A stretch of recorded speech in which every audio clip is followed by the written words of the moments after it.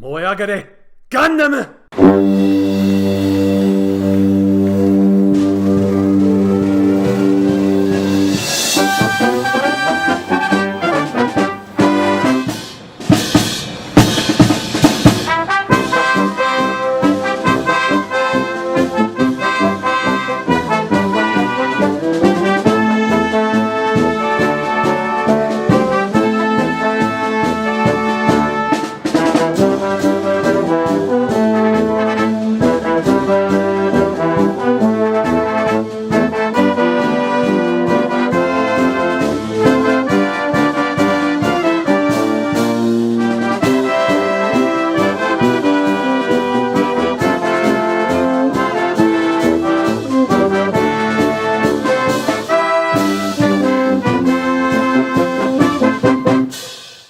Hello and welcome to Weekly Suit Gundam, the special bonus podcast brought to you by the folks at the Weekly Stuff Podcast. I'm Sean Chapman. And I'm Jonathan Lack.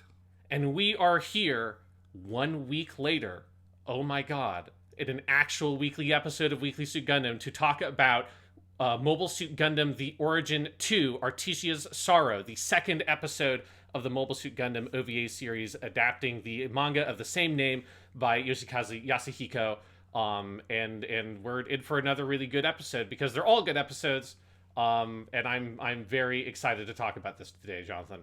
I am too. I think for at least the first couple episodes, I haven't rewatched all of them yet. I think this thing just gets better as it goes along. Mm-hmm. And part 2 is fantastic. Part 3 is fantastic, which we'll talk about next week, obviously. I am very excited to break down this one. This one is particularly heartbreaking. Yes, as the title implies.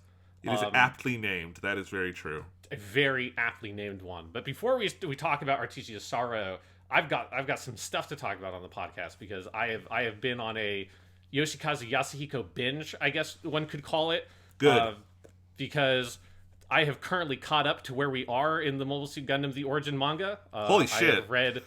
I have read 10 volumes of the manga because I think I had read the first 2 when we recorded the last episode. So the past week I've read 10 volumes of the manga, which is a lot because they are longer than and I'm reading the Japanese version, so I'm going by the tankobon numbering. But even the tankobons are longer by about 50 pages on average than a normal tankobon. So it is a lot of manga.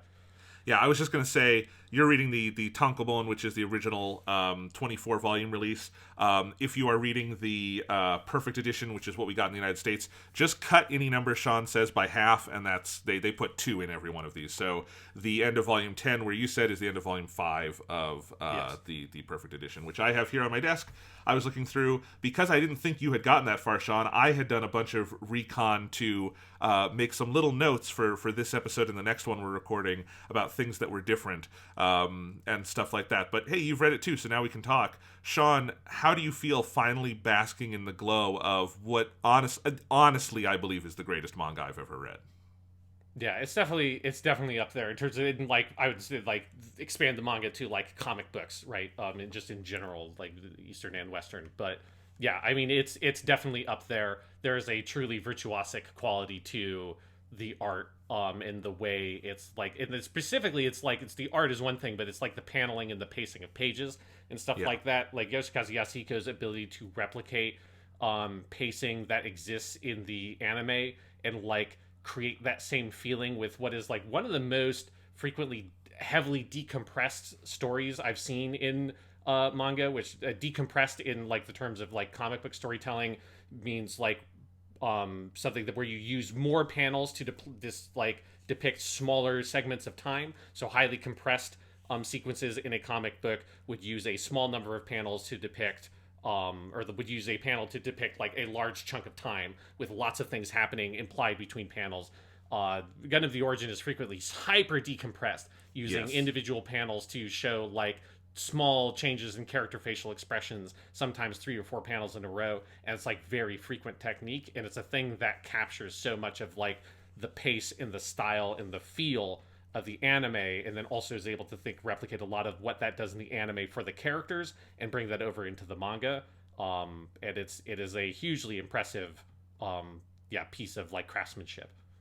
Yeah, and I was talking about a little bit of that last week, and then also you now have a better sense of sort of the scope of how he tells the story, and it's also a very smart adaptation. You've gotten far enough that he moves Jaburo up before Odessa Day, and part of that is because he has a much firmer sense of the geography of Earth and their journey, and that's the kind of stuff that I'm like, yeah, I love all of that. I love that, like, there's a lot of, like, placing the story in real places, and so you have a real sense of, like, the like, physical grounded nature of this journey they're on, and there's stuff like that that's just so cool. Yeah, it's awesome. Like, I don't want to go too in depth on that because I feel like we should just have eventually an episode that's just talks about the manga, in general.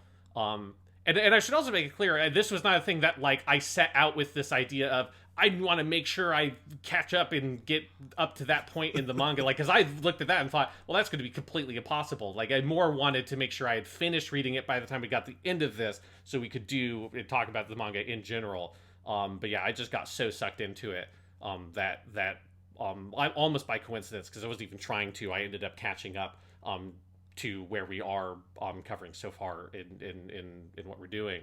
But that's not the only thing I've done Yoshikazu Yasuhiko related, because I have also watched Giant Gorg, which is the 1984 TV anime that he directed, that is available on Crunchyroll, and it had been on my Crunchyroll watch list for years at this point. Because I knew it was by the guy who was a character designer and animation director on Mobile Suit Gundam. But I just, like, it's one of those things that you see it and you're like, I'm sure I would like that, and you put it on a watch list. But because you didn't put it on the watch list with the immediate intent of actually just watching it in, like, the near future, it just sort of sits there forever in this constant state of, like, I should really watch that, but without the impetus to actually start watching it. So this finally gave me the impetus to watch it, and Giant Gorg kicks so much ass. It is a great show. I highly recommend it. One thing that's interesting about Giant Gorg is I really wouldn't call it a mecha show. It feels like a show that, like, uses, like, some, like, mecha, like, ideas and broad imagery in order to sell itself, because particularly the mid-'80s, that's when, like, mech anime was at its most popular, because that's where you've got Zeta Gundam and Macross and Votoms and all that stuff is kicking off. But really, Giant Gorg at its heart is a kaiju show. Its, like, closest inspirations would be things like King Kong and Gamera. It's very much a boy and his monster kind of show, where the main character, voiced by Mayumi Tanaka, is a kid named Takumi Yu, and he ends up on this mysterious island that's basically Skull Island from King Kong. It exists on no map. It's got weird monsters and stuff on it. It's got, like, a group of natives that live on that island. And then there's this evil mega corporation called Gale that is also on the island investigating all the weird, like, sort of biomechanical creatures that seem to exist there. And on that island, this is all, like, episode 4, so it takes this time to get here. You meets Gorg, which is a giant robot, but Gorg is, like, independently intelligent. He acts on his own. He has his own, like, while he doesn't communicate very directly, he can communicate telepathically with the main character. And so while it appears on the surface, and if you just look at, like, the logo or some images, you might think it is a mecha show. It's very much not. But if you like movies like King Kong, if you like stuff like Godzilla, like the Showa era Godzilla movies where Godzilla is more heroic, or like the Gamera movies, it's very much in that broad tradition, which is stuff that I all really love. So it's got a really great, almost kind of like classic Hollywood adventure movie kind of vibe to it. Like, it's very easy to imagine a, like, 1950s Ray Harryhausen movie version of Giant Gorg, because it's just that kind of like adventurous heart and spirit to it. And it's fucking amazing. Like, I just love the show to death. That's awesome. Yeah, I was just on my iPad here adding it to my Crunchyroll watch list, where I was going through and like, oh man, there's a lot of shows Sean has told me about over the years on this thing that I have not had time to watch yet, like Polar Bear Cafe and Skullface Bookseller Honda-san. Those look very fun, but I haven't watched those yet. Here's 2 totally inconsequential things about Giant Gorg that is going to make you, specifically Jonathan Lack, want to watch it immediately. One of those things is that one of the main antagonists is voiced by Shuichi Ikeda. So this is actually where I believe this is the first time Mayumi Tanaka and Shuichi Ikeda worked together, which then creates a direct, at a Yoshikazu Yasuhiko production, creates a direct connection to the casting for episode 1 of Origin, where Mayumi Tanaka plays the young Char, or Wonderful. Casval.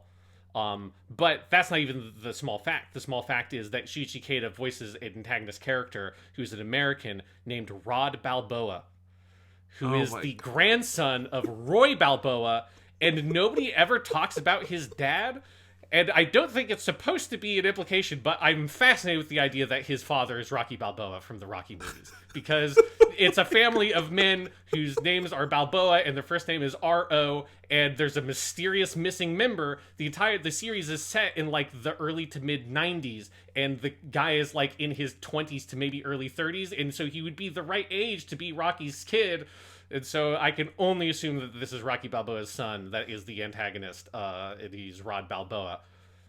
That's one amazing fact. The other fact, Jonathan, that you will love, that again is totally inconsequential but is utterly delightful, is at the end of every episode of Giant Gorg, it freeze frames on the last shot, usually on a cliffhanger. That is a very, like, classic Hollywood style cliffhanger, because again, it's kind of going for that classic Hollywood adventure movie serial kind of vibe. But it freeze frames, and then over that frame, it draws in English in cursive, "See you next time, same Gorg time, same Gorg channel." Fuck! Oh my... Okay, well, podcast canceled today. I have to go binge Giant Gorg so we can do weekly Giant Gorg next week. Yeah, it's amazing. Like, the show, like, just the vibe and the style of the show is incredible. Obviously, everyone can tell from those two facts, but then also, like, the characters in the story are really good. It's got a great ending. So yeah, I highly recommend Giant Gorg. I wouldn't go into it being like, I really like mecha stuff, therefore I will really like Giant Gorg, because it's not really a mecha show. But if you like 1980s sci-fi anime in general, if you like sci-fi anime that has a lot of very direct oblique references and stuff like that to 2001: A Space Odyssey, and just, like, kind of ripping off shots from 2001: A Space Odyssey, as all sci-fi anime should. And then also, if you like stuff like King Kong, this is very much in that kind of wheelhouse, and it's unlike any other anime I've watched, and it's fucking great. It looks great. The first episode is called New York Suspense. Yes. That's a great name for an episode. I can't wait to watch this, Sean. That sounds wonderful. And I am also glad that you're enjoying the manga, because it's one of my favorite things ever. I'm impressed you managed to read that much, because this is one other thing about the manga, Sean, I have to say, the Gundam the Origin manga, is that it takes a long time to read, because it is so decompressed, it is so dense, the art is just so good, you want to spend all your time looking at it. Oh my god. Anyway, there's so much to break down here. I think everyone, just to fill everyone in, we're going to have 6 episodes on this OVA, obviously, but then we will probably do a 7th part where we just talk about the manga and you know, what's not in that flashback. So that'll take us through, actually, episode 50 of Weekly Suit Gundam. There you go. So yeah. It's good. Gundam Origin, Yoshikazu Yasuhiko, it's a good time. I'm excited. I'm going to try to dive into some of his movies and stuff also, because I'm just, like, hooked in right now. Yeah. But I think that's enough of the preliminary stuff. Obviously, we don't have there's no, like, production history or whatever. Like, this is all the same stuff from kind of the Origin we covered on last week's episode. So let's go ahead, Jonathan, and dive into episode 2, Artesia's Sorrow, and pick up with our sad little, the children of Zeon Zum Daikun and what's going on with them. Because it's not a great time for them over the course of this episode, I would say. Not over the course of this episode, though. Where they start out, they're doing okay.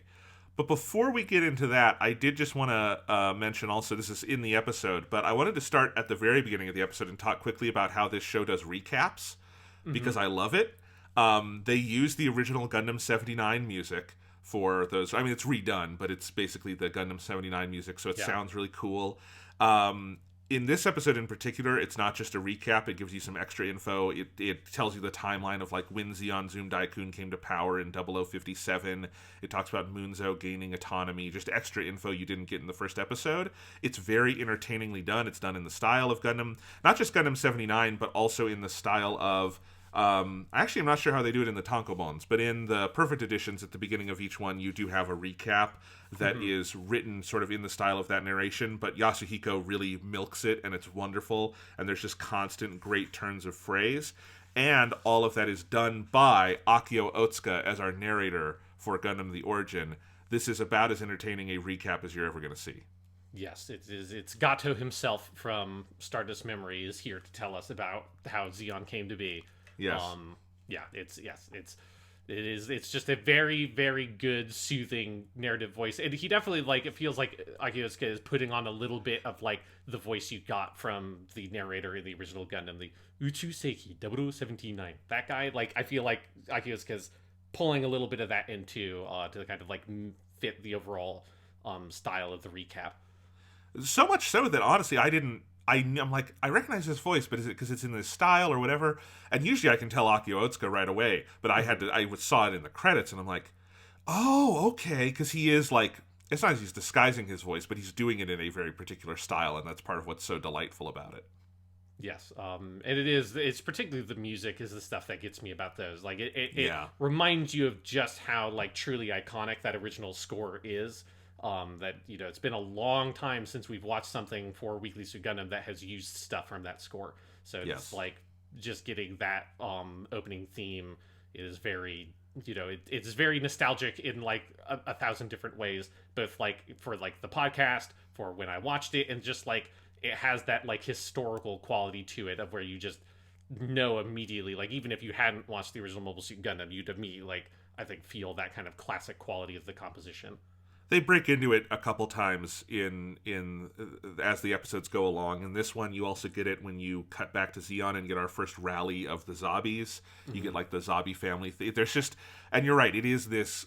You realize just how iconic and like unique and interesting that music from Gundam 79 is. Every time they use it, it works on me very hard. But this episode proper picks up in Andalusia, Spain in 0071, so a couple years after the last episode. And Artesia is working as a nurse dedicated to helping people. We have a refugee crisis in the area that has been brought about by climate change, explicitly named in this episode as it's a climate crisis. Like North Africa is entirely uninhabitable, all this bad stuff. While Casval is getting lessons from an increasingly agitated Jimba Ral, and they all live under the roof of Don Teabolo Mass, who is a wonderful side character here. And that is where we pick up. I feel so bad for Don Teabolo because he's such a good guy. He doesn't deserve any of the awful shit that happens to him, you know? No, I mean, he is a good guy, and I actually think there will be more of this in future episodes, but even already here you can see why Sayla keeps the name Sayla Mass.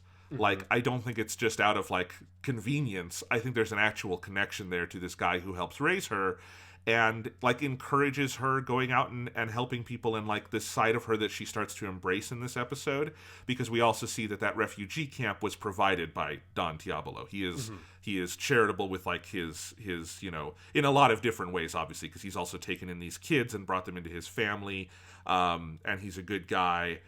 He's also a pretty smart guy who has the right read on Jimba Ral, and, like, you're fucking around with Anaheim, and he also has the right read on Anaheim. He's like, they're not trying to help you, they're trying to make money, you idiot. And so I like Don Teabolo Mass quite a bit.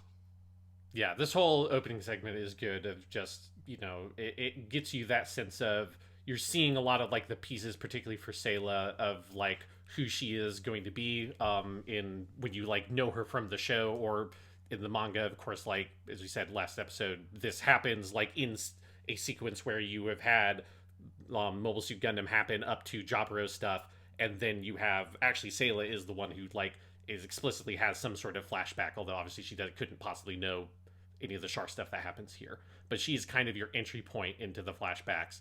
And I like here you just get that sense of she's a nurse and eventually she'll become a doctor. She has adopted that Sayla Mass personality and that kind of, like, you know, identity and everything. But then Casval / Edward Mass, when you start seeing more of him, he never really feels like he actually acclimates to or wants to adopt this, like, Edward Mass personality. And I think that like dynamic is pretty clear immediately.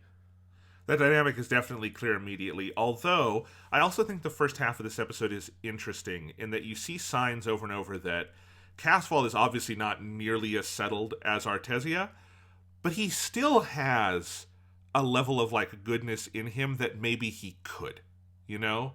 I would say he's definitely not, you know, he's not the, like, like the drawn knife or whatever, the sharpened knife that he's described in later in the episode yet.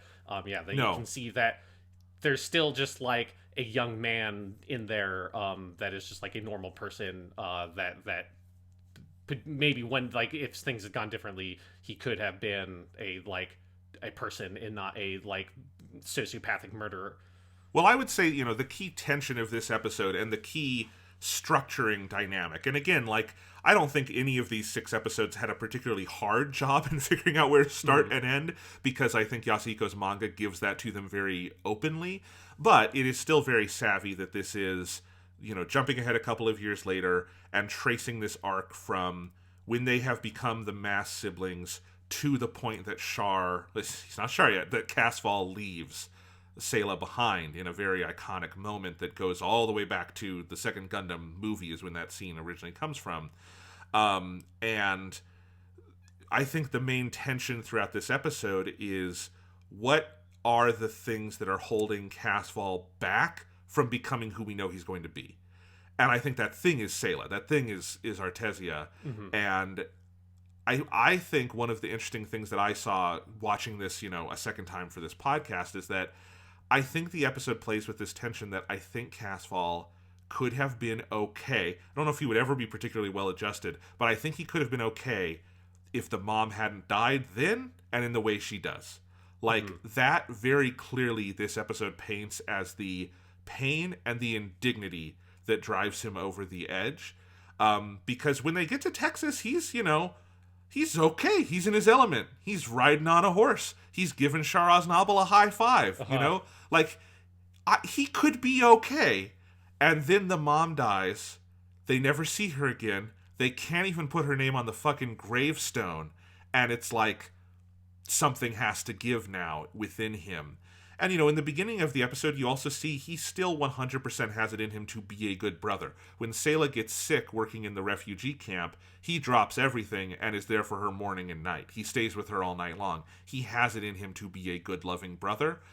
And the thing that I think is most perverse and dark in this episode and the arc it traces is that to become Char Aznable, the man we know he will become, he has to cut that part of his heart out. He knows, and I think it's very true, that if Sayla was in his life, he wouldn't go off and do all the things we know he's going to do, because he's going to kill a guy in this episode later on with a fucking piece of wood with nails in it, and Sayla's able to hold him back. And so the natural extent of that is if he wants to embrace the anger that's within him, he has to leave her behind, and it's the cruelest thing he ever does to anybody. Yeah, and I think there's something interesting here of the perspective you have is it's very much you are in Sayla's head for this whole section. This is true of the movie and the manga, that like you're always looking at Casval through her eyes, and you never get access to his interiority, which you never do, right? Because you can never actually have access to Char's interiority. It's a thing that you can't do with the character. So even when Char in later episodes becomes more or less the POV character, you as a viewer are still kept at a distance from him and watching him plot and like scheme and things like that. But here in this episode, you are given like very direct access to Sayla's interiority in a way that you very rarely are in Gundam stuff. You like are and specifically in like Tomino style Gundam, and it's true of like the Origin manga as well. Like Yoshikazu Yasuhiko very rarely ever actually uses an internal monologue for characters. It's one of the reasons why the manga it's important to like the detail and the focus on character facial expressions and things like that are what you get instead of having an internal monologue. But with Sayla here, you actually do get some internal monologues. You get her diary that she writes to her mother that gives you like a kind of privileged access into her like intimate thoughts and feelings. And that's like a really strong aspect of this episode, and it's one of the things I think they deliberately designed the episode around, because they end this episode earlier than where the tankobon volume that it encompasses goes all the way to Edward or like actual Char Aznable's death, and that's covered in the next episode of the Origin. So here it's like focused specifically on Artesia / Sayla and her experience and what she sees. And you're always looking at what Char is doing from her perspective. You're never seeing him act in this episode independent of Sayla's gaze. Yes, there is more with Sayla past this episode, but I think it's fair to say this is her most significant stretch of the Origin OVA, because this builds to her primal moment. Like, her primal moment that is still informing everything she does in the original series. Whereas there's still quite a bit of ground to cover for Char. But I think her abandonment at the end of this episode is the thing that kind of seals her into the role that we will see her play in the big epic story to come. Is that fair to say? Yeah, because it is the thing that, where the flashback happens in the manga that, like, precedes this is immediately after her confrontation with Char at Jaburo. Yes. Right? So that's, like, kind of what prompts this whole thing, is her encountering him and her knowing this time for sure that he is her brother, and he knows for sure that she is his sister. And that's the first time they've had that confrontation in the manga version. So that's definitely, that feels like that's what this specific story, which in the manga is called Char and Sayla, like, is telling. Is the, like, origin of these two people. But the origin of Char kind of gets moved to the beginning of the next episode of the Origin manga so that this episode can focus entirely on Sayla's experience. Which is smart. That's exactly how you should do it.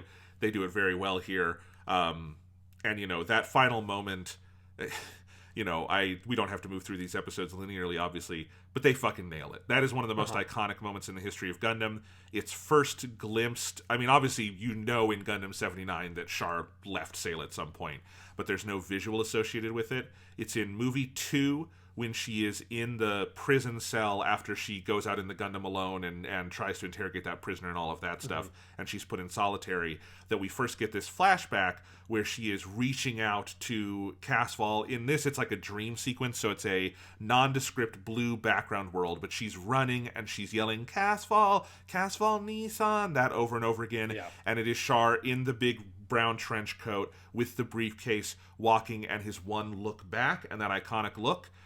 Yasuhiko then does that in the manga, expands on it. It was kind of funny. You talk about the decompression of the manga. That one was the funniest for me when I was making. If you look on my Twitter, I have some images about this, and that's like 10 pages of the manga because he really like sits in that moment, and it's a beautifully, beautifully done moment, obviously. And then it becomes the end of this episode. In the manga, that's also one of the color sections, which the way Yasuhiko does colors, if you haven't looked at it, is basically like all watercolor and stuff. It's fucking gorgeous. It does not look like any other manga color pages I've ever seen. And he ends with the look back that Char has, and the way they do that in the episode is through a series of shots and then a big, and it's one of the best uses of digital stuff I think they ever do in this OVA, is a big digital virtual camera. It's a rack like zoom, and then it like flies in and goes into Char and moves him into like a black nebulous liminal space, and that's how the episode ends. Because the way that I think like the sort of virtual lens they're using distorts the background as it's zooming forward, like the dark forest trees that he's walking towards like kind of consume the background and then him. It's a really striking shot that then immediately smashes into the credits with the credit song. And yes, like that is like very much I feel like that was the choice they made for this episode, was to identify that is the ending point, not Char then going on the plane, or like Casval going on the plane with actual Char and getting him killed. And like the tankobon ends, like the section ends with the actual Char Aznabel's body floating through space and the name Edouard Mass from the registry of the deceased like superimposed over it. And I think it was very smart and canny of them to say, let's identify this really strong point and build this whole episode around this clear story arc of Sayla, her perspective, and it's all building up to this split of, Casval Nissan goes one way and Sayla is left behind. And that is the entire kind of story that this episode tells. Well, I mean, if you're thinking about the list of moments that this OVA had to get right, that is near the top of the list, right? Like, that is one of the, even if you haven't read the manga, this is one of the moments that the OVA just in Gundam lore and history has to nail, and they fucking nail it. They do it really well. I think the actress who plays Sayla in this episode is just phenomenal throughout this whole thing. It's a great vocal performance as Sayla, and doing the moment of the yelling out Casval Nissan is powerful stuff. And I would say one of the things Shuichi Ikeda is doing this episode, because we should say Ikeda takes over now for this episode as Casval's Char Edouard. It's kind of funny. In the first episode, you have Mayumi Tanaka credited as Casval Rem Daikun and Shuichi Ikeda credited as Char Aznable. In this episode, you have Shuichi Ikeda credited as Edouard Mass, and it's not until next week that he is credited as Char Aznable again. And I kind of like how they play with that in the credits, if you look closely. But I would say for most of this episode, he is not doing the Char voice yet, right? He is doing, I mean, for one, he's trying to do a young voice at the beginning, and I find it very funny, because Shuichi Ikeda is not a young man. It's kind of like Kid Trunks a little bit in Japanese, and I fucking love it. It's great. But then I would say the first line he has in Gundam The Origin that sounds like Char Aznable, the guy we know, is his Sayonara, Artesia. And it's the way he says Artesia is like, he's Char now. Oh shit, right? Yes, yeah, because that's definitely where he gets that Artesia. That's where he gets the kind of flowery, exaggerated delivery. Where I feel like it is impossible. Like, you have to constantly fight the instinct to do a Char impression whenever you try to say Artesia, particularly if you're trying to say it in the Japanese way, because it is it's one of those things that if you want to do a Char impression, one of the things you would do to get into a Char impression is to go Artesia. Exactly. It's where the voice comes from completely. And that's when I do feel like in the booth, like Ikeda's like, okay, you're free, fly Shuichi Ikeda, and he will fly very broadly in the third episode, but we're not talking about that one yet. Yeah. But I do like that there's that control throughout this episode, and I think part of what makes that moment hit so hard is hearing Char Aznable say that line to her and then walk away. Do you know what I mean? Mm-hmm. And part of what makes it powerful is, I think, like, the distance that you're kept from that character. Like, that's part of the point of having Sayla be so completely your POV for this section of the story, is like you can only kind of guess at or glimpse at the moments where that transformation is happening, and you never know inside what is Char actually, or Casval actually thinking. Like, what is he actually feeling? Like, how much of that anger and the manipulative element of his character that you know from the rest of the story, like, how much of that is there and you're just not seeing it, or how much of that is being born in front of you in these moments. You know, we've spent literal dozens of hours yes. talking about Char Aznable on this show, Weekly Suit Gundam, and I do think one of the reasons we're able to do that is because everyone who's told Char's stories in this medium, whether it be Yoshiyuki Tomino or Yasuhiko here or others, I think are very careful to do exactly what you said, Sean, which is never allow... He has a lot of interiority, we just don't see it.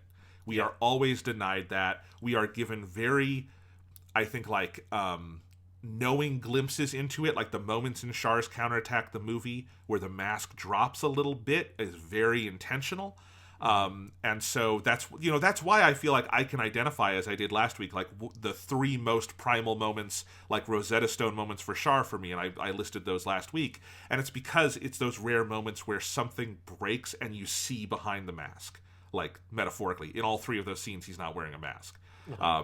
The mask of his actual, like, human face. And I think this episode is one of the best at, like, putting you at a distance. So you can have these conversations like, you know, my read on it is that I think he's troubled, but I do not think for most of this episode, until he gets the note his mom is dead, I don't think he is yet the guy who would go do Char Aznable stuff.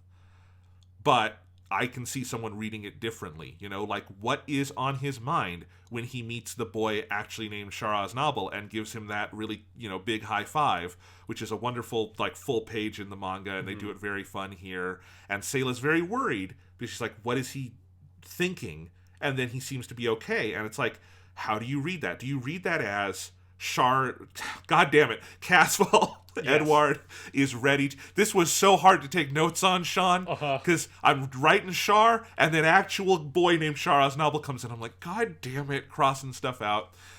What does Edouard Mass, what does Casval, you know, think in that moment? Is he thinking, you know, we're on Texas, I've got my horse, my sister's okay, this guy seems like a putz, but, you know, maybe I could use him for some stuff.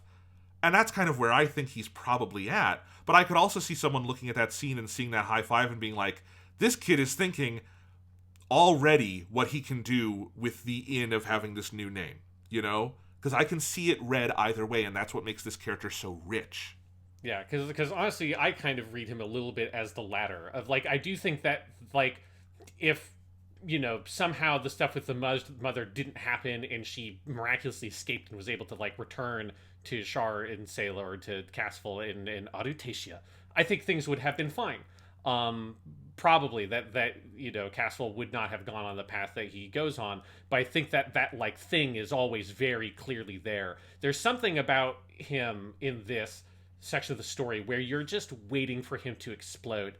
There's a like distractedness to his character in a bunch of scenes, like in the Jimba Rao scene, and then later at the dinner scene, where Shara's novel, the actual Shara's novel, has, you know, can go to the academy or whatever, and he's very passionately talking about Zeon and the Zabis, you know, taking on the reins for Zeon Zoom Daikun, and everyone, or like particularly Artesia, is like looking at Casval, knowing that it's like this is a time bomb going off, and Casval just acts very distractedly, so it's like, oh yeah, and it's hard to know when you're looking at it. It's like, does he actually not care? Because everybody else is like visibly scared by him. Even when they're not given a specific reason, there are multiple times where Artesia is like visibly frightened by her brother when he's not even really doing anything, like riding up on the horse and seeing actual Char. And I think that kind of gives you the sense of that there is that thing that is like in there waiting to get out. It just doesn't have the excuse yet, or it doesn't have the vector yet to fully express itself, but it's there, like hiding behind this mask of like aloofness that he's putting on. This is one of the things in Shara's novel as a character that I think Yasuhiko uniquely hones in on, which is the role of anger in his life. Mm-hmm. Because Char is the coolest cucumber in the room, usually, right? Like, he doesn't usually ever raise his voice. He very rarely gets mad. Amuro has to beat him a whole lot of times before he ever starts yelling at Amuro, you know? Uh-huh. Like, he is very collected. You do not think of Char usually as an outwardly angry character. But of course, he has a lot of pride, and he has an inflated sense of self, and he can get angry, and we know that from all the way to the Old Testament of Gundam 79, the TV show, that it ends on him kind of losing his way, getting mad at Amuro, having this fight, and then finally, like, Sayla pulling him back and him collecting himself and going and blowing Kaiseli Zabi's head off, right? So, like, this is always a part of it. It's there in Char's counterattack, too. And I think Yasuhiko, in both the flashback and then throughout the manga, I think does a really good job playing with that tension in Char. And I would say, if I had to get into Yasuhiko's, like, head as a creator, I think he very much interprets all of Char's affectations, the mask, the voice, the way he holds himself, all of that, as different things that he channels anger into to be able to, like, go out and function in the world. And I think a lot of the arc that he gives Char in the story itself, the present day, the story of First Gundam, is about that. And I think the specific role he channels Char's anger through, specifically at the end of the story, is something he's building to through all of this, and it's why it's important in the flashback too. I'm trying to step lightly because you're still reading the manga and I don't just want to give it away. But those are all emotions that are being played with, and I think you're absolutely right that is the tension in this episode. Is we know from having watched episode 1 that this kid just has raw fury in him from what was done to him and his family, right? And justifiably so. But, like, he has this in him, and I think everyone can feel it kind of radiating off of him, and it's like, where is it gonna go? That's the question of this episode, is where is that anger? What vector will it be channeled through? And it doesn't burst until like 50 minutes into the episode, when he takes that beer mug and pours it over a guy's head and then smashes his hand into fucking jelly. And it's a phenomenal scene. But it is a tension throughout this whole thing. Yeah, and I think one of the places where it really starts, and this is a scene I really want to like zoom in on, because I think it's just fascinating, because it's very different than, like, stylistically than what you'd normally expect from Gundam, is the attack on the Manor at the beginning. Yes. And this just really weird, just like blatantly symbolic thing that happens where there is a man in knight's plate mail armor with a rapier that stalks through those hallways and he attacks Don Teabolo, causing him to fall out the window. He stabs and kills Jimba Rao, and then also is like going after the kids, until eventually Char arms himself with the sword, fights the man in the armor, ultimately defeats the man in the armor by stabbing his sword vertically through the slit in the visor, and then like pushing him off and like having the walkway collapse underneath him. But it is such a bizarre, surreal scene because it doesn't make any fucking sense. Like, right, and not in a way that I think it's bad, in a way that I think is very fascinating. But there's absolutely no reasonable explanation for why a person would attacking that mansion, thrown away their gun, put on the set of decorative plate mail armor that was in the hallway, grabbed a sword, decided to, like, without saying anything, because this knight never says anything. They're really, like, the sound effects of him breathing are really good in the OVA, and I think they, like, capture that monstrous feel of him. But him just stalking slowly like fucking Jason Voorhees, the people living in the manor in The Kids. It's such a bizarre choice. But it obviously, like, you know, with the very clear symbolic, like, pairing of that, and then the next scene, I think it's the very next scene you get is when it starts going to the mobile worker stuff with Ramba Rao, right? So it's like, it is this direct comparison of that is the ancient iconographic version of, we talk about this a lot with Iron-Blooded Orphans, knights in plate mail armor is like this ancient version of what the mobile suits in the future world of Mobile Suit Gundam have now become. And this is just a weird fucking scene. It's a weird fucking scene. That's a symbolic pairing, but it's also a symbolic pairing to Char's future self. Well, yes, yeah. Because when you say, man, it's a bizarre choice to go into a manor in full play. You know what else is a bizarre choice? To ride around in a red mobile suit with a giant fucking target on your back, wearing a silly mask and helmet and dressed to the nines. They're like, that's a bizarre choice too, and that is the path this kid is going to walk. And again, not to spoil too much, but this is one of these scenes that I think if you've only seen the OVA, is robbed of context most by its place in the manga, because that whole thing is a primal moment for Char, and it comes back in the present day story in a very, very big way. It recolors. Again, I'm trying to tread lightly for people who haven't read the manga and don't want to be spoiled, but it colors very specifically the final confrontation between Char and Amuro in a really fascinating way. What Char does, you know, I haven't read that point of the origin, but like just going off of, you know, having watched the original anime, that obviously this is all sort of based on commentary on and based off of, like, what Char or Casval does to that knight is exactly what Amuro does to Char at the end of the original series, right? And it is, except for like the one vulnerability in the knight is the one place where Char is actually protected, right? It's the helmet and the visor he's wearing that protects the exact spot that Amuro stabs, that then leaves the scar that Char wears for the rest of the series through Zeta Gundam and Char's counterattack. And yes, like there is like, again, I don't know specifically what the origin manga does, but just going off of the ending of the original show, there's like a clear like mirror pairing there of Amuro, Char, and the knight, in that like same incident happening in Char's future with him being the one who's getting stabbed. Yes. So, yeah, when I say robbed of context, I don't mean like it in a bad way, like you couldn't possibly understand this scene having not read the manga, because those connections symbolically are still there. But it is something that, you know, Yasuhiko wrote this over 10 years, but it does not feel like he was ever flying by the seat of his pants. It very feels planned out at every stage. And this is one of those very memorable scenes. But I agree, Sean. I mean, it is, and it's symbolic in those multivalent ways. It is to Char in his future self. It is to the mechanization of the world that we see in this episode, that this episode is also about men getting in giant mobile suits and beating the shit out of each other for the first time, right? And that side of it is so fascinating. But yeah, I have to admit, I think, you know, Gundam The Origin, as I've said before, is one of the first Gundam things I watched. After we watched First Gundam, I watched a couple of the OVAs, and I watched this, and the scene with the knight has always, always, always stuck in my head as like one of the defining Gundam images, because it is so wonderfully weird. Yeah, it just like, it feels like it just comes out of like a different show in a really great way. And it's one of the moments in this episode where, if we want to like look at the the things that happen to Casval that turn him into Char over the course of this episode.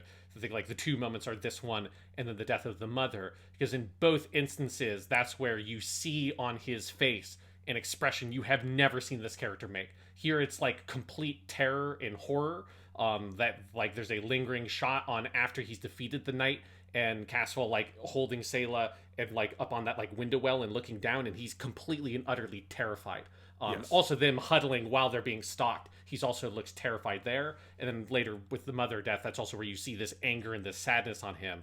Whereas as you say, like Char as Noble is always the coolest cucumber in the room. He is always the guy who like the most emotion he generally expresses is this like tinkling wink towards the camera when he's going to fucking betray and murder Garmazabi or something, right? Like that's the emotional variety that you get from the character in a normal scene.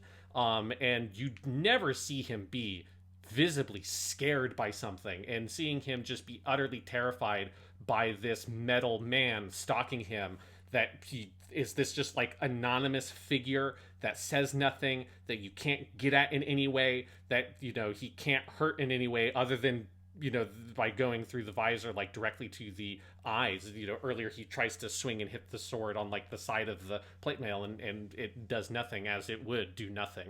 And that sense of him seeing that, and then I think that horror, that is then the thing that he wants to become, to sort of like get over that feeling of powerlessness he had in that moment. Like the only time he's ever felt powerless, right? He was like locked in a room with Cassilia Zabi, was handcuffed, and she verbally and like physically threatened him, and he didn't fucking blink. But this thing is here, and it completely scares the ever living shit out of him.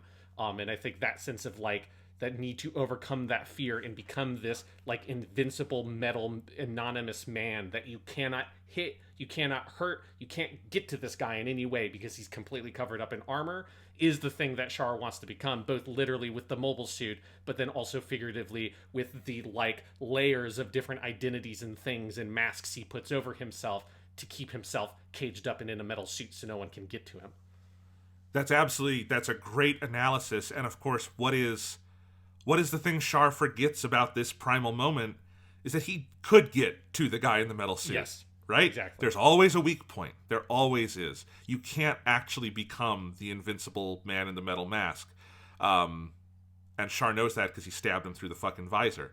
No, it is, you know, I think one of the things that makes The Origin so good as a prequel is because it has this focus on this series of primal moments. And I keep using that term because I think it's the best term to use. It's these, like, you know, moments that we all have in our lives. And sometimes they are uncanny and weird. And they are often driven by moments of heightened emotion like anxiety and fear that, like, are immensely important in shaping us into the adults we become. And I think the ones that Gundam The Origin identifies for all the characters over and over again just ring so true, both to the series that we know and love that this is prequelizing, but also just to kind of the way life works. It feels very human, even if, you know, very few of us have been space royalty displanted from our home colony and then stalked by a man in a metal suit of armor. There's an emotional truth to that entire scene that I think feels very real because it harkens to whatever your primal moment is that creates different ticks in you. You know what I mean?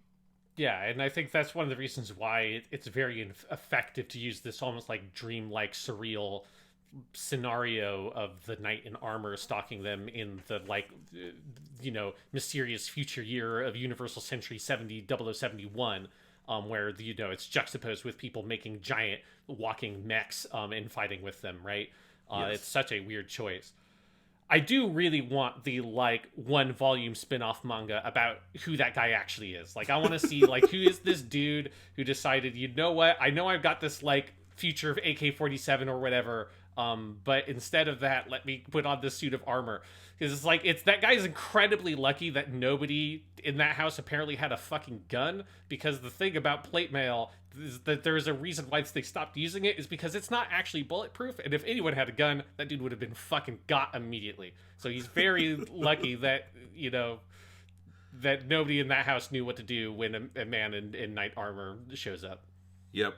I'm looking at this scene in the manga too, and I don't remember the coloring exactly in the anime version, But in the manga, the first half of the scene is in black and white, just your normal manga pages, and then it does have a section after Char stabs him in the face in color. And the way Yasuhiko does color is it's never going for realism. His use of color is very impressionistic. It's often like coloring over whole things to give like sort of an emotional atmosphere. And that scene, it's this amazing series of shots of the knight with the sword in his face, blood flying out, like grabbing at it, trying to get away, and then Char knocks him over. And it's done very abstractly, and it all is sort of around the color red and ends in this big sort of red sunrise over Teabolo's mansion as dawn breaks. And it's one of several moments that the Origin does where the color red becomes a very big thing in different like primal significant moments for Chara's novel, which makes sense because that's the color he is most associated with. Yes, he is the Red Comet after all. Yes.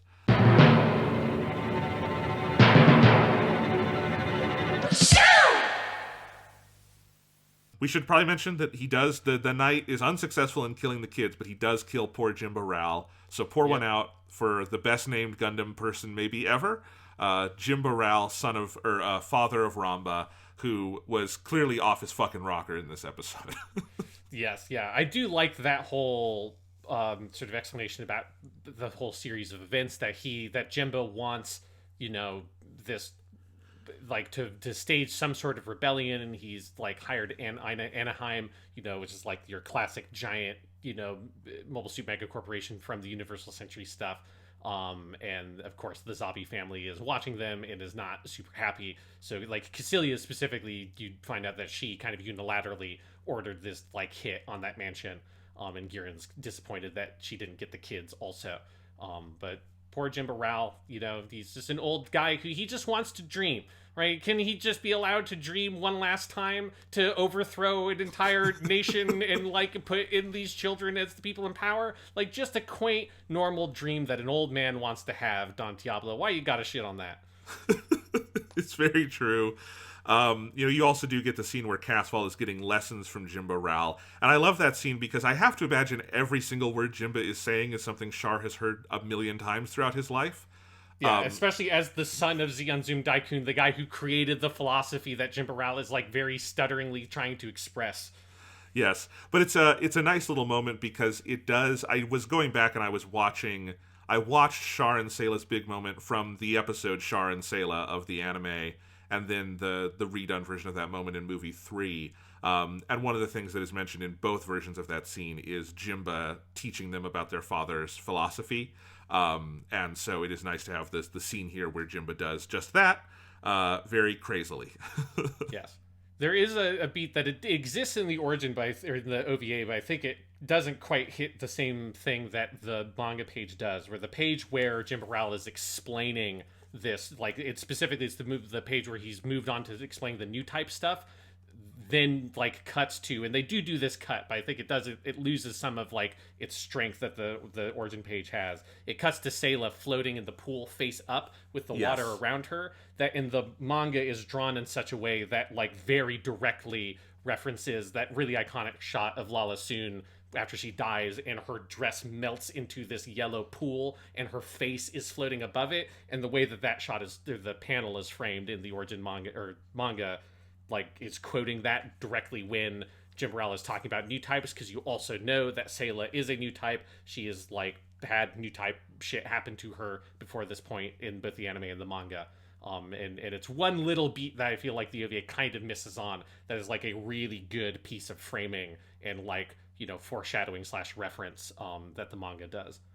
That is also how Tomino's novelization ends, is her in the ocean hearing Amuro's voice from the dead as a new type. So, yeah, that's a really good catch, Sean. I would not have remembered that off the top of my head because it's been about a year since I read the manga. Yes, well, yeah, I read that page about 10 hours before I watched the episode, so... There you go. Very detailed breakdowns of what is different, I could definitely provide, because I was, reading and watching it almost simultaneously. Well, and I found it immediately because it's a super striking visual, and it is gorgeous, yeah. As it's the kind of cut... You could do it in animation. It would be harder, though. Like, there's something about the starkness of moving from one panel to the next that is what makes that so powerful in the manga. Yeah. All right, what else to talk from this stretch of episode? We talked about okay. So it is we get a cameo from Mirai Yashima via her father Shu, who is the one who visits Teabolo as he is that poor guy. He got thrown out a fucking window. Every bone in his body is broken, and he's still thinking about the kids. He's thinking maybe about abandoning them, but for good reason. I wouldn't blame him for that. And Shu Yashima has the idea, well, what if you moved to Texas? No, not Texas on Earth, Texas in space. Texas in space. Yes. But where actually the architecture is a little bit more modeled after Wyoming, which is a bit north of Texas, which is a really funny piece of dialogue. This fucking great piece of dialogue. Yeah. But yes, he owns this colony that was abandoned inside 5, and his whole logic is that if you move there, the Zombies will see that as a show of submission because Loom is the side closest to Zeon. And yeah, I like that little touch. I like getting little girl Mirai here who sees Char and Sayla in the window as she's walking away. And we get one line from Mirai here. It is a different voice actress. It's not the one who was in original Gundam 79. But I do like seeing Mirai here.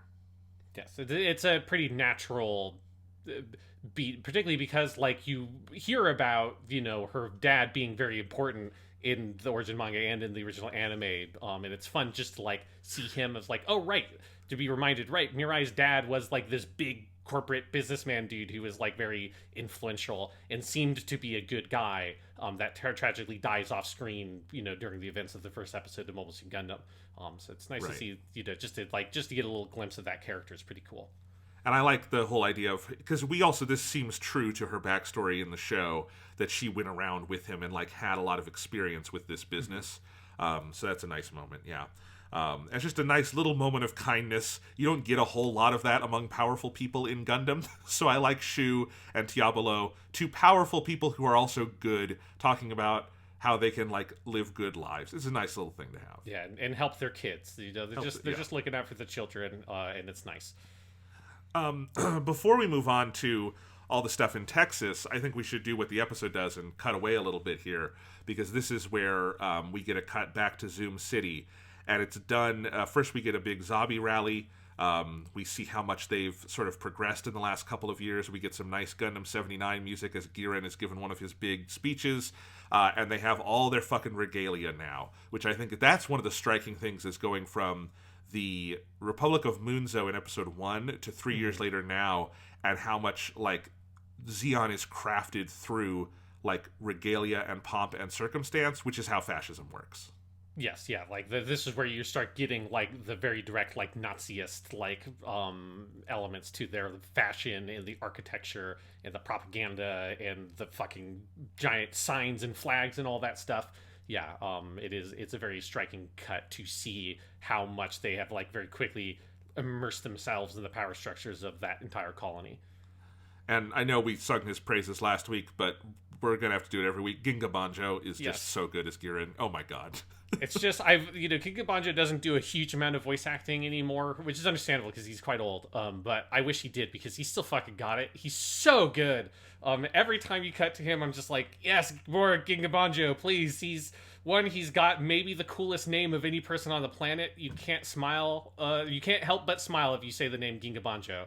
But then also he's got just such a like wonderful deep voice, and I feel like his voice for Gihren has only like gotten better with age, because some of his stuff in this episode is just like his meeting with Dozel, where Gihren just walks in, is like, this is like Mobile Suits, the Mobile Worker Project that's done, and then that's episode 3, I think. But well, whenever that happens, his just like the way he takes command of every single room he's in and is very so decisive and direct. There's something just you can feel the sense of charisma that he fills the character with, that even though he's a villain, like you understand how his like dictatorial like attitude is effective, and it makes you like think back to the big speech at the end of like after Garma's dead in original Gundam and stuff like that, and that a very effective dictator but still charismatic and very scary performance, and that kind of the daily life of that character is cool to see in the Origin stuff. Yeah, fantastic. It's so good. You also get check-in with Ram Baral via our insert song for this episode is By Your Side, which is this sort of jazzy song. It starts over this long pan shot through Zoom City, which I love, very much like playing off of, Yasuhiko in the manga has these extremely elaborate, like, establishing shot splash pages of just establishing settings, you know? And this is kind of our animated version of one of those. And then we go into the club where you have Crowley Hamon singing this song in the club, and a depressed, very shiftless Ramba Ral sort of in the back of the bar, who winds up beating up a bunch of drunken fed soldiers who want to sing karaoke. He doesn't want to sing karaoke, he wants to hear Hamon. And my favorite touch in this scene is that when he's starting to beat the guys up, he leans back on the bar, and he says, "Clamp!" And Clamp wraps up his hands like a boxer, which it indicates so many different things, including that this must be fairly regular that Ramba hangs out in here and just beats the shit out of people. So Clamp is ready to wrap his wrists up like a boxer. It's fucking great. Yeah, this whole scene is amazing. The song is great. So very good. much. Now that you're playing Persona 5 Royal, you'll understand that it sounds so much like the jazz club song that's in Persona 5 Royal. No more what ifs. Yeah. They're very good jazzy kind of single.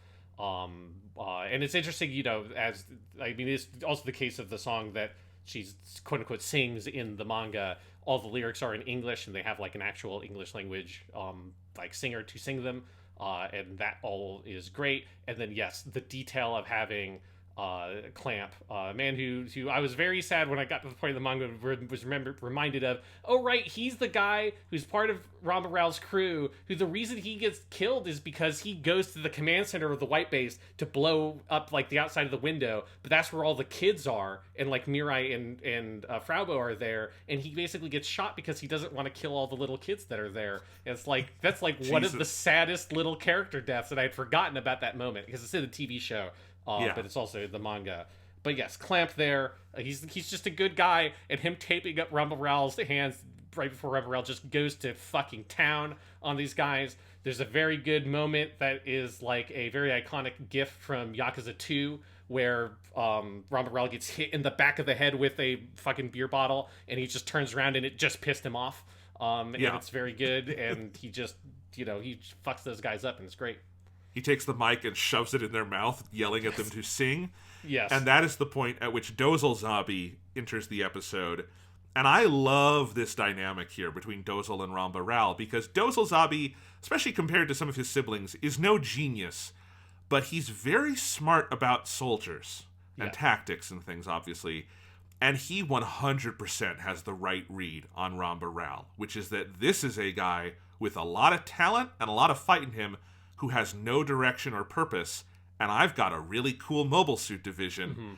And he is 100% right, because he totally gets... Ramba's a little, wary about it until he gets there, meets Gaio, Ortega, and Mash, the future Black Tri-Stars, and he sees Mobile Worker 01.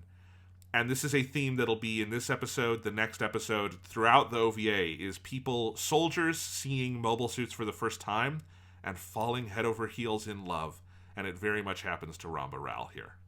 Yeah, it's a good, it's a very good read on the character of Ramba Rao that proves very true. It's stuff we talked about in the previous episode, but that he's just he just doesn't think in big scale ways, and he's not interested in thinking on the big scale level. That's just not the guy he is. Even though he knows that the zombies are bad, he knows that working for them is bad, he will still submit to it ultimately, because he's more interested in doing what he can do in directly in front of him, right? His whole motivations for why he goes after the White Base and all that stuff is just because he wants to secure promotions and a more cushy life for all the men working underneath him, right? And that's a scene that's in the original anime. As well, and that whole dynamic of the character, that it's he's a good man, he's a good guy, and he's a very effective soldier, but because of the kind of person he is, he's fighting on the wrong side, because he's not interested in and can't really think outside the box enough to think about where he could be to actually do good in the world instead of just good for the people around him. And it's a very kind of tragic character. He's a good man in the wrong moment in time, Yeah. He could have done a lot better in a different moment in history. He is ill-suited for this moment in history. And I mean, the other, obviously elephant in the room here is that they just killed his dad. I mean, this family just murdered his father in cold blood. And there's a later scene where Ramba comes back to the club and is talking to Crowley, and they're talking about, like, you know, how shitty he feels being a dog of the zombies, and she points out at least it's Dozel, and that's like their kind of like way to like reason with it, which is true. At least it is Dozel ultimately, though they are the people who did all this terrible shit. And Crowley also feels, I think, similarly helpless. You know, she has the big scene where she goes to see Artesia and Casval's mom, and sees, I mean, that is like maybe the saddest thing in all of the fucking Origin, is what happens to the mom. Yeah. Alone in this tower that in this scene is covered in moss. She is wasting away, and not just wasting away, they are poisoning her every day. It's just not, no one's hiding it. They're just fucking poisoning her. It's some real, like, Victorian Gothic novel shit that's happening to this lady. Yep. Yeah, where she's locked away in this tower. Nobody tells her anything. And yes, they are slowly poisoning her day after day. It's really fucked up. Because the way you're introduced to that scene is also with Hamon telling her that the woman who was Xianzun Daikun's wife that owns that property died, but she died like shortly after the events of the previous episode. But you know, Casval and Artesia's mother didn't know that because she's just not told anything, and she's just there in a like drugged stupor, like slowly wasting away till she dies, and it is such a depressing fate. And that's also where you learn the backstory of that, you know, she was a part of the same club that Hamon works at, and you get a little shot of Hamon as like a 13-year-old kid trying to look like an adult, like dressed up in very like kind of like what she thinks are like sexy adult clothes, but it just makes her look like an idiot, and she's smoking on a cigarette that she can't really inhale, so she just coughs it all up. But you see there that there's a relationship between those characters.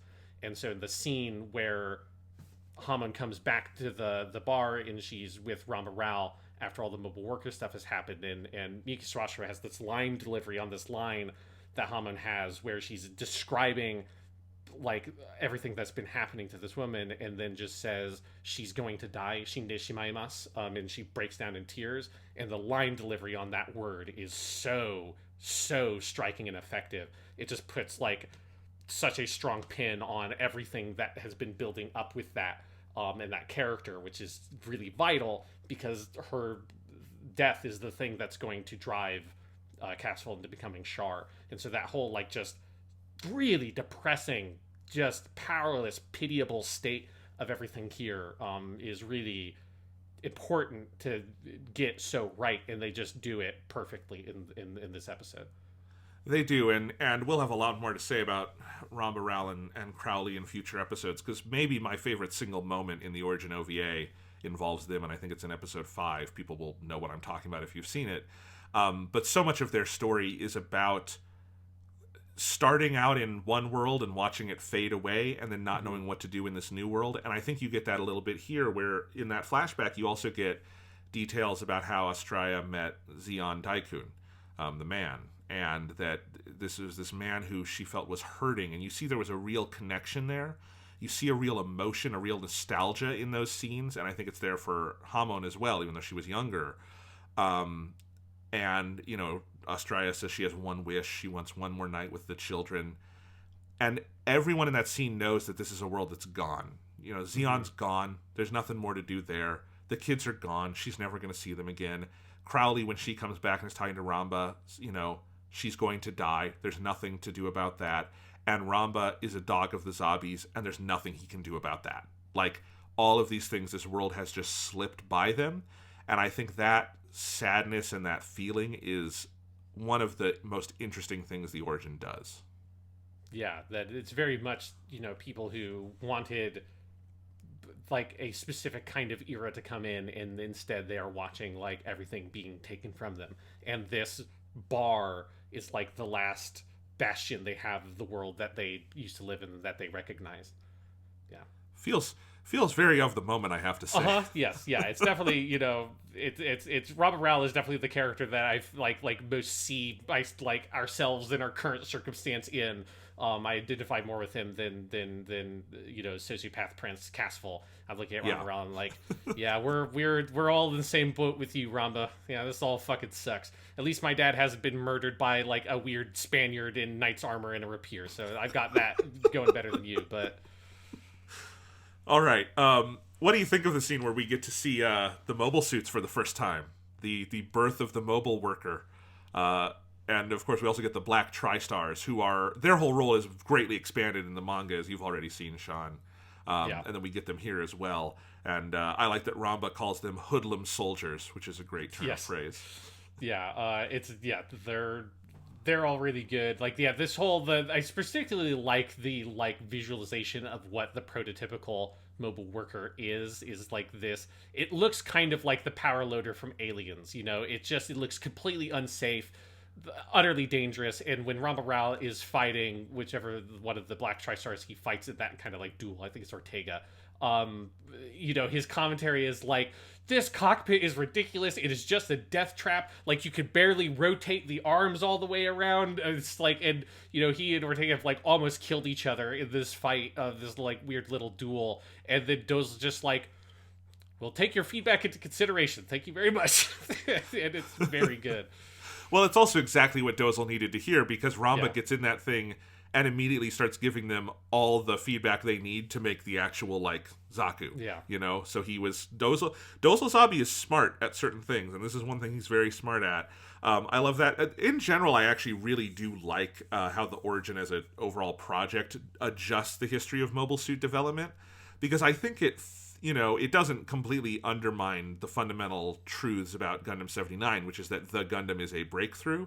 But I like that it makes everything feel a little more historically minded, where, like, the Federation did have these gun tanks, and they were one thing, but then they kind of just left it at that, and that's where Zeon comes in and starts using these mobile workers and developing them into these things, and that's how it all sort of starts. There's stuff like that where I really like how that history is adjusted and feels very thought through and thoughtful.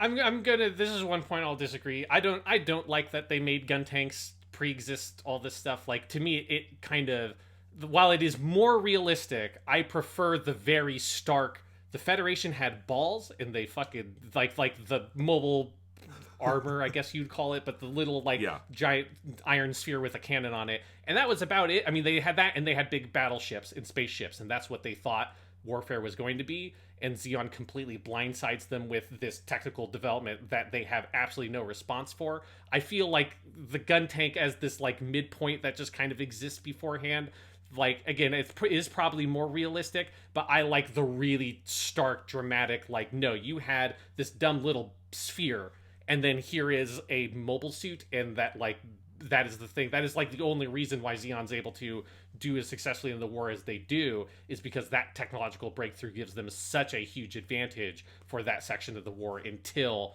actual mobile suit development can start up on the Federation side. I'm going to say that I prefer the kind of original vision of the show in that regard.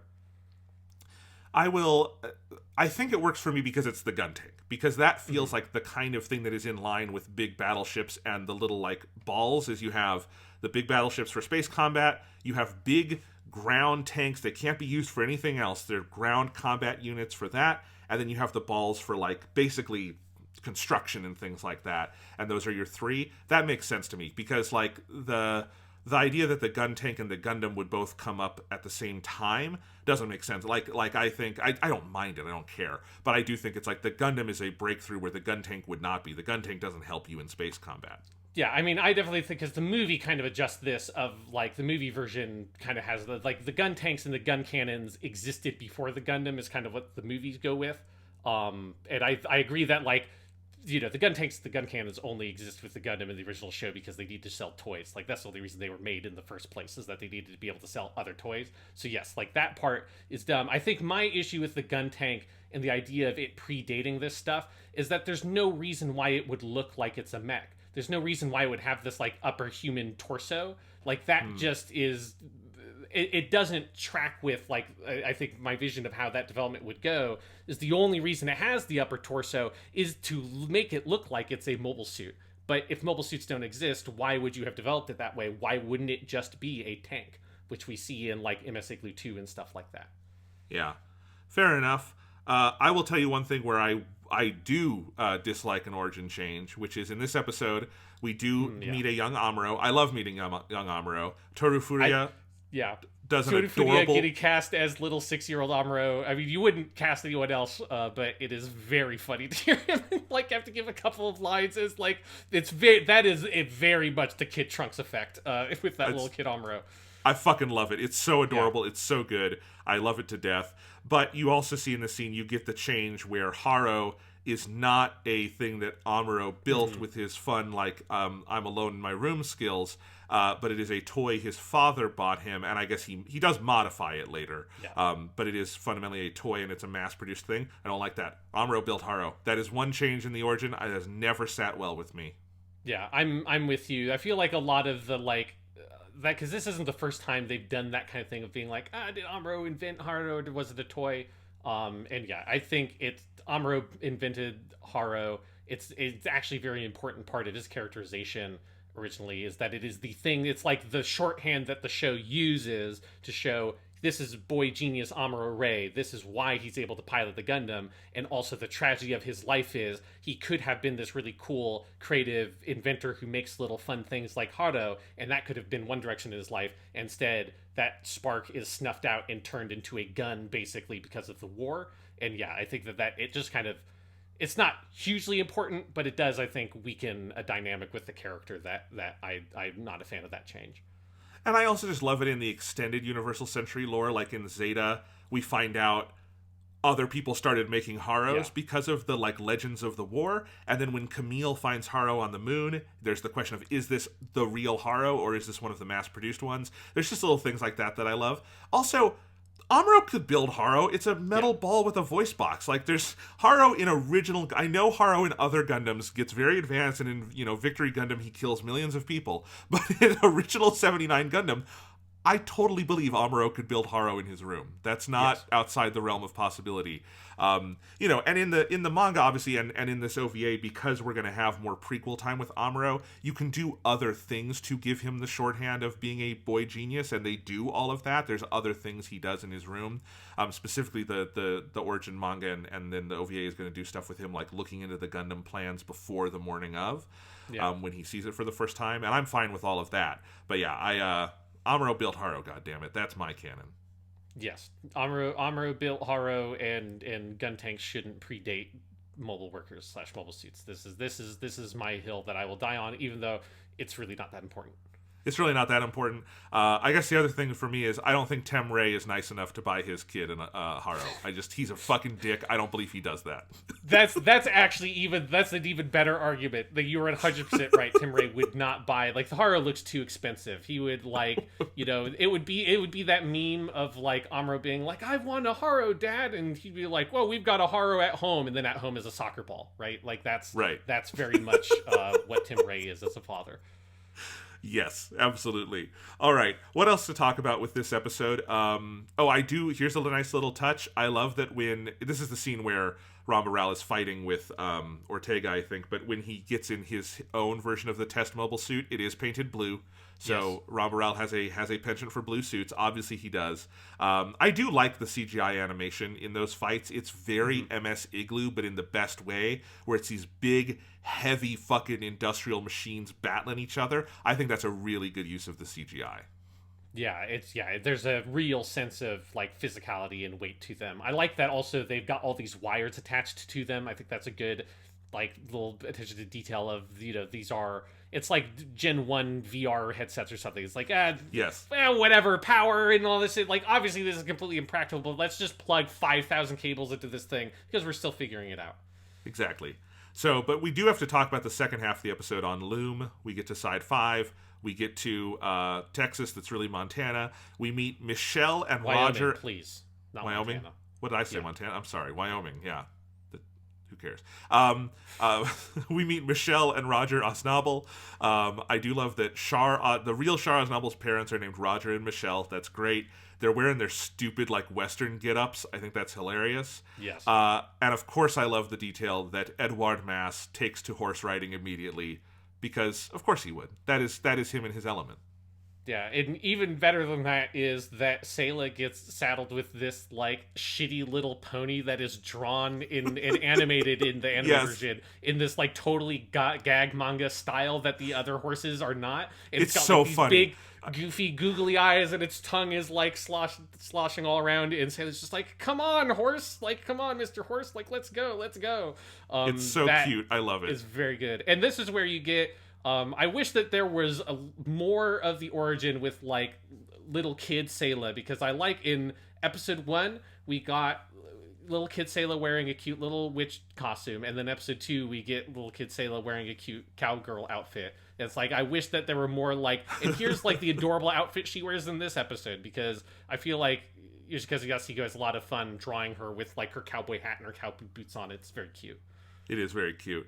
But we also meet the real Char Aznable. I mean, the real Char Aznable is the guy we all love. But the person whose name is actually Char Aznable. The guy who's on his birth certificate says Char Aznable. We get to meet him. Yes. Voiced by Toshihiko Seki, who did Duo in Gundam Wing, and of course voiced one of the most iconic Char clones, Raoul Lecruce, in Gundam Seed. How good is that casting, Sean? It's such a great piece of casting. I remember when I first watched this, I, like, cackled out loud when I heard him. Is like, because it's also Toshihiko Seki is putting on a little bit of, like, you know, he's not doing a Char impression, but he is, like, you know, putting on a little bit of that Shuichi Ikeda affectation, which is important because they add in a subplot in episode 3 of a character who knew the, like, actual Char and is, like, suspicious of new Char, and I think, like, doing this thing of, oh, like, their voices have to be similar enough when you actually hear it, that, like, you need to think about the fact that anybody who knew actual Char would know immediately that this guy is not him if their voices sounded totally different. So I think getting someone who, Toshihiko Seki, like, sounds a little bit like a younger Shuichi Ikeda, he does a little bit of the affectation, and then there's just, like, the delightful history of him being a guy who played a Char clone, who is, like, one of the most Char clones in any Gundam show, which is Raoul Lecruce in Gundam Seed. It's just a very fun piece of casting. Yeah, the only other one I think you could have gone with is the guy who voiced Zex Marquise, but I think Toshihiko Seki is exactly who you want for this, you know? Yeah. And he's so good. I love their whole meeting where Sayla is on edge about Char picking a fight, and not Char, Casval, and so Casval comes up to Char and instead does the big high five. That panel in the manga is fucking delightful. They do it very well here. I love that they are just basically doppelgangers other than the eye color. I think that's, like, it's such a, like, it's stupid, but it's so fun. I love it. Yeah, it's one of the other things that is, like, fairly surreal here, that, like, in a way that Gundam usually doesn't do, because it is extremely convenient for Castle Rim Daikun that he just happens to run into a person who is effectively his identical twin with the exception of his eyes. Which, of course, this is all an invention of the Origin, because we never got this kind of detailed backstory for who the actual Char Aznable was before. But it works in that kind of, like, symbolic way, even if it is, if you took it very seriously, it's very silly. But if you're reading it more in, like, the kind of expressionist narrative sense that it's going for, I think, like, I'm always a big fan of doppelganger stuff in fiction because it's cool. And I like it here. And yes, and the high five is the thing that sells it. The, like, is he just going to murder this man who looks just like him? Like, what's going to happen? And then they just go in for a high five after they tell each other their names is very funny. It is also downright surreal to have a moment where Shuichi Ikeda says Edouard Mass and someone else says Char Aznable as they're introducing their names, and that's a great little moment. I mean, it's like the only time that he calls himself Edward Mass in this whole thing. Like, it's because he also, like, he never calls Sayla. He only calls her Artesia for the entire thing. For the entire run of the series, he never ever calls her Sayla in OG Gundam. Yeah, so he's, like, clearly he's, like, very resistant to that, like, those adopted identities, and this is, like, one of the only times you hear him actually vocalize the name Edward Mass. He likes giving himself names. He does not like being given names. Exactly. I think that is true of... I have to imagine that he came up with Quattro Bagina all on his own. Yeah, I like to think that at home he's got in like the cabin in the Texas colony, he's got a little diary where he's like writing names and like scratching them out. He's like, no, that's lame. And then in there is like Quattro Vagina, and then like it's like circled with like 5 different highlighter colors and like 5 exclamation points afterwards. It's like, one day, that Quattro should have Vagina, been this is it. That should have been a scene in this. That's a prequel scene where he is coming up with fake names, and like Sayla sees them and is like, Casval, you want to call yourself Quattro Vagina? He says, one day, Sayla, or one day, Artesia, I will. But of course, he's waylaid by the better opportunity of calling himself Char Aznable. And of course, he would do the thing that a lot of the old Japanese-only Gundam games did, where you literally spell it the same way as vagina. Like, it's not the like westernized, like, make it more comfortable for those like weird, like, you know, prudish Americans that have to be Bajeena or anything. No, it's like, it's Quattro Vagina. Like, let's be serious about this. Yeah. See, he is the man with 4 vaginas. Exactly. Sean, I also just have to mention while we're at it, because I don't know where else I'm going to say it, I am looking through these manga pages again.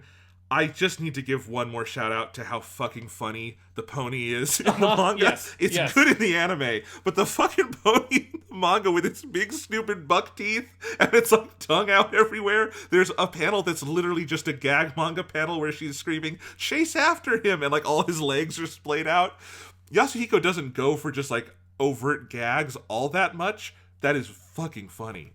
Yeah, it's just such a throwaway moment to just say, yeah, let's just like draw a Looney Tunes horse, basically. It's like exactly. Is, and it's very funny.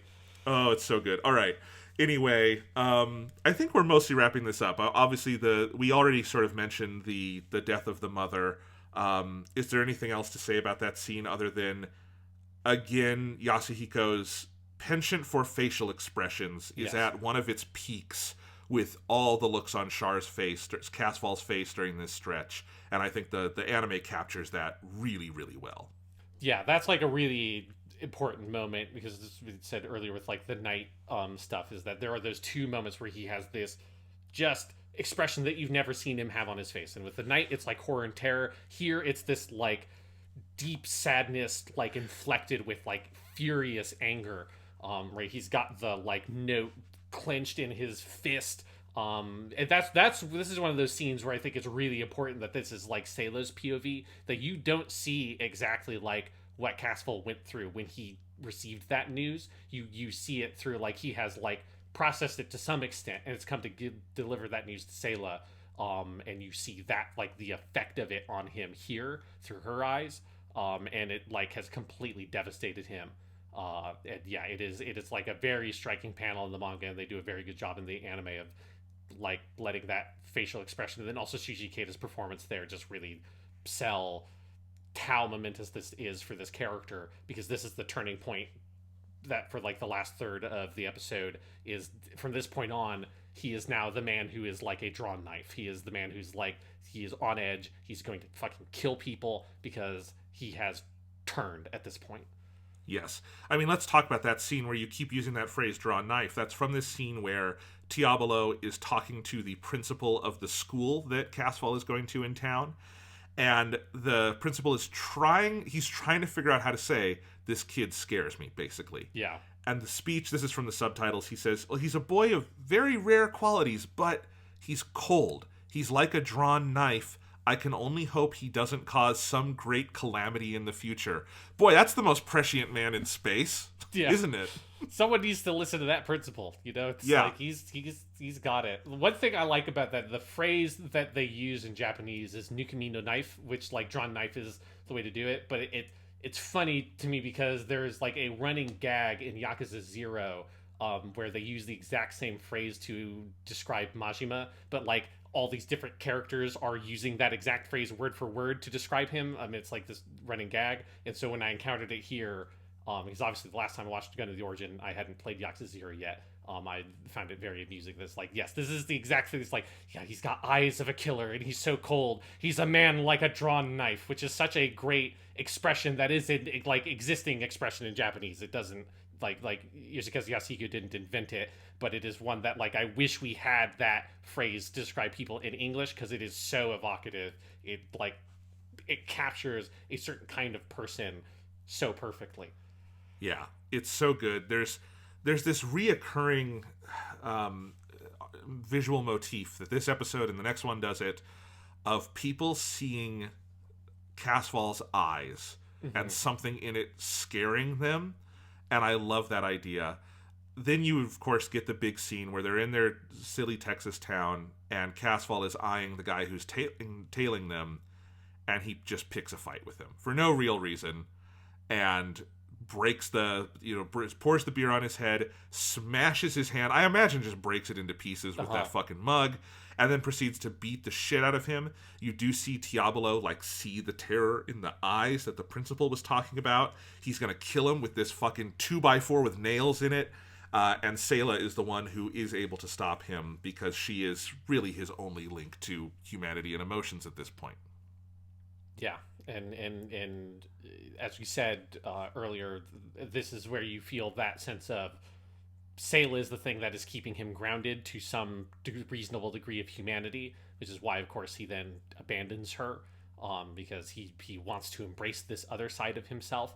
And yeah, you see the danger. You see him totally break, and even in a way that is like very uncharacteristic of future, of when he's actually become proper Char as Nobble, where he doesn't do this kind of thing. While he does kill people, he doesn't just sort of like beat the shit out of them and murder them in front of everybody else. He slowly plots their death. He probably doesn't even kill them himself. He just gets them killed, right? He never kills Garmazabi. He just orchestrates a scenario by which Garmazabi has no way to escape and has the White Base basically do what Char wants them to do for him.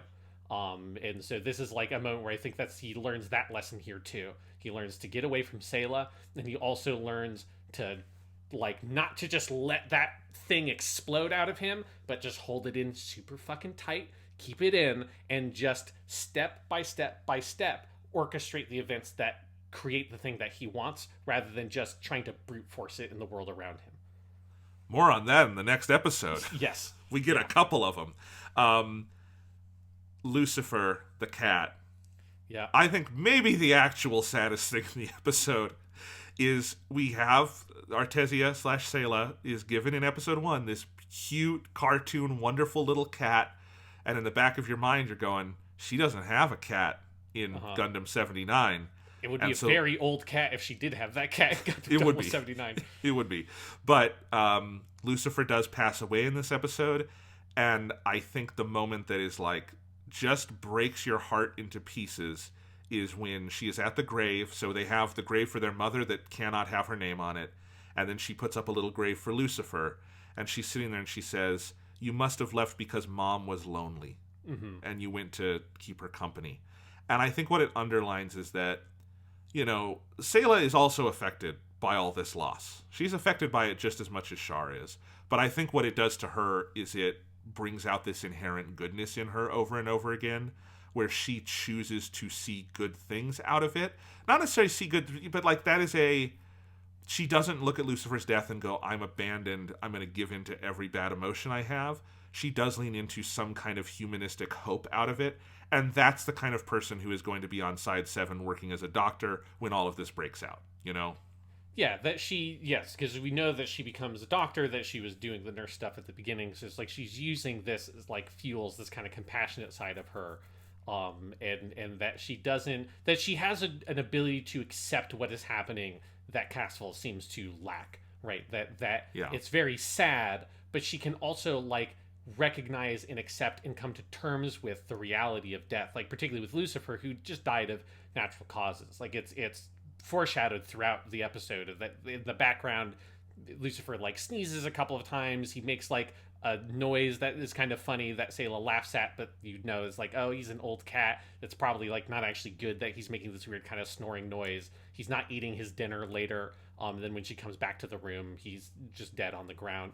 And so she's able to sort of accept and come to terms with and work through that stuff as a thing that happens in the world and that you have to learn to live with, whereas Char seems to just like refuse to accept it and is furious about it and is using it as an excuse to just sort of unleash his inner like turmoil on everything else around him.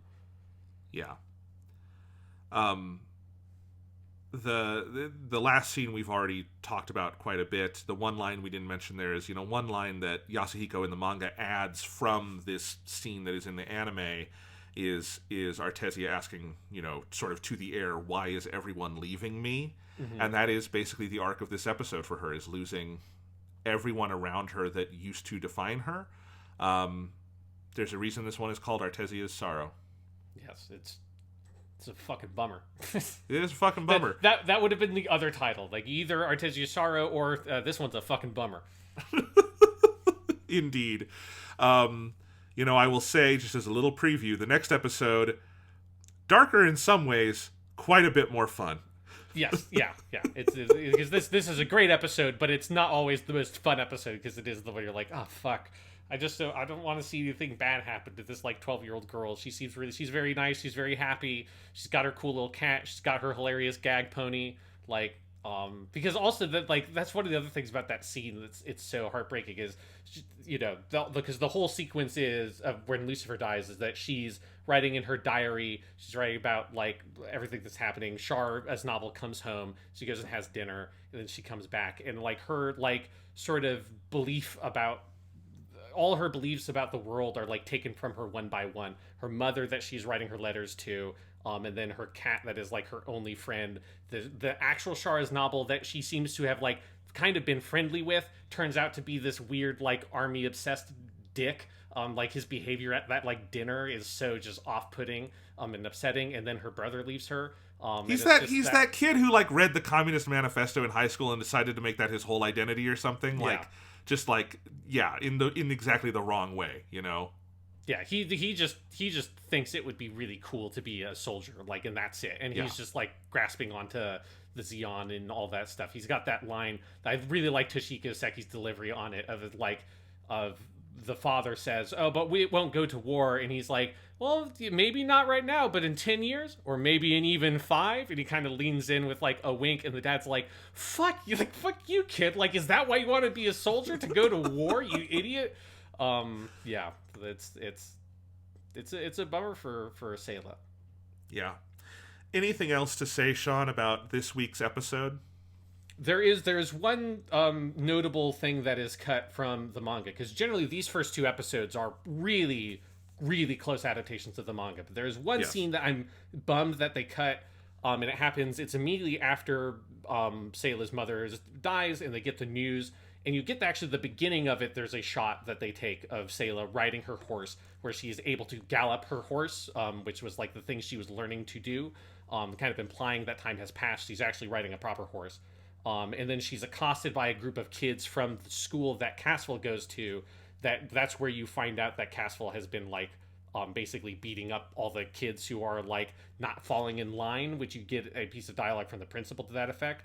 But they kind of harass Sayla because of what her brother is doing, and Sayla just responds by slapping them in the face, and they ride away. And then Casval is up on the hill watching her. She calls out to him, Casval Nissan, and he just quietly turns around and rides away.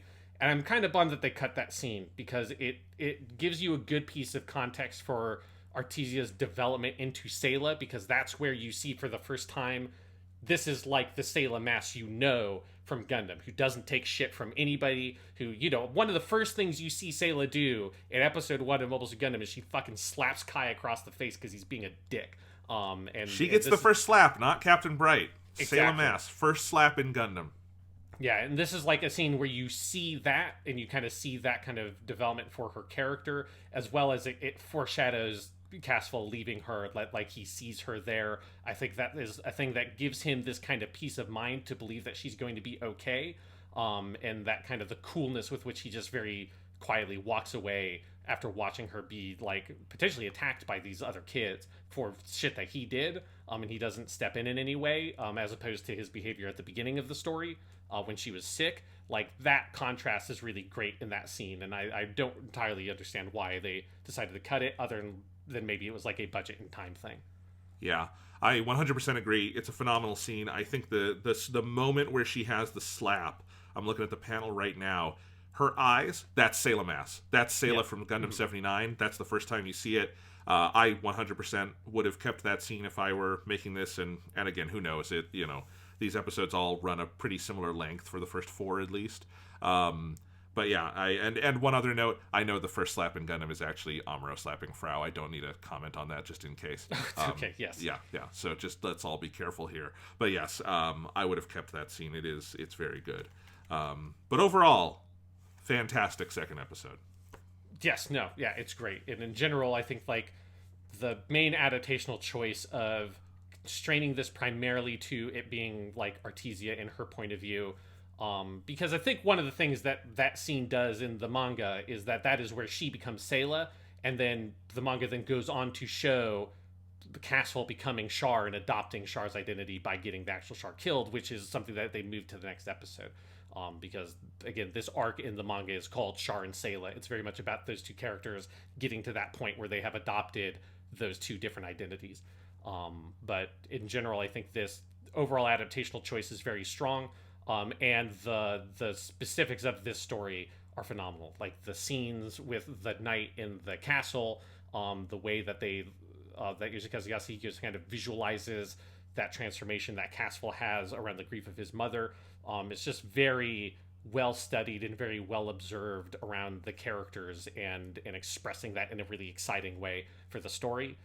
It's a banger of an episode, which is good. Basically, you can say about any of these, but it's definitely true of this one as well. Yeah. So next week we'll be talking about Part 3, Dawn of Rebellion, which I'll just say now is one of my favorite Gundam things ever. It is a good hour. It is pretty fucking good, and we will talk about that next week. Again, weekly, oh my god, on Weekly Suit Gundam.